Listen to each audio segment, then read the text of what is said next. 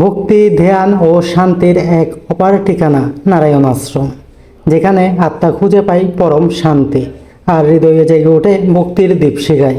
অর্থাৎ নিঃস্বার্থ ভক্তির সাগরে ডুব দেওয়ার জন্য এই নারায়ণ আশ্রমই যথেষ্ট। তাই কোনো এক শুক্রবার চলে গিয়েছিলাম চট্টগ্রাম সীতাকুণ্ডের এই বারোয়ারডালা আশ্রমে, যেখানে প্রবেশের সাথে সাথে দর্শন হয় নট্যশালা বা কীর্তন মণ্ডপের, যেখানে দাঁড়ালে উপলব্ধি হয় কলিযুগের মহামন্ত্র হরিনাম। হরে কৃষ্ণ কৃষ্ণ কৃষ্ণ হরে হরে, হরে রাম রাম রাম হরে হরে।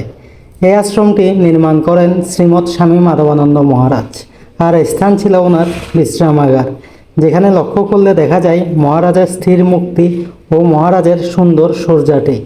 এই মন্দিরের ভেতর আরও দুইটি মন্দির রয়েছে। তার মধ্যে ডান পাশের মন্দিরটি হলো জগন্নাথ মন্দির, অর্থাৎ এখানে অধিষ্ঠ আছেন বলরাম, সুভদ্রা ও স্বয়ং ভগবান শ্রীকৃষ্ণ।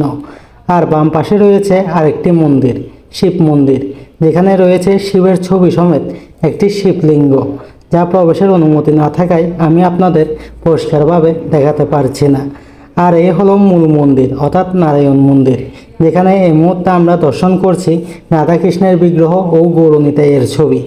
এখানে প্রতি শুক্রবার আগত ভক্তদের গীতা পাঠ, হরিনাম ও মহাপ্রসাদ গ্রহণে সুন্দর একটি দিন কাটে এখানে সকলের। ভক্তিতে পরিপূর্ণ হয় সকলের হৃদয়।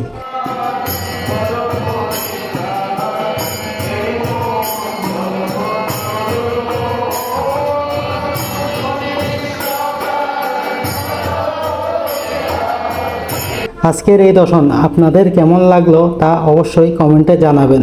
আর যারা নতুন বা এই ভিডিও প্রথম দেখছেন, তারা অবশ্যই ফলোয়ার সাবস্ক্রাইব করে আমার সনাতনী পরিবারে যুক্ত হয়ে যাবেন।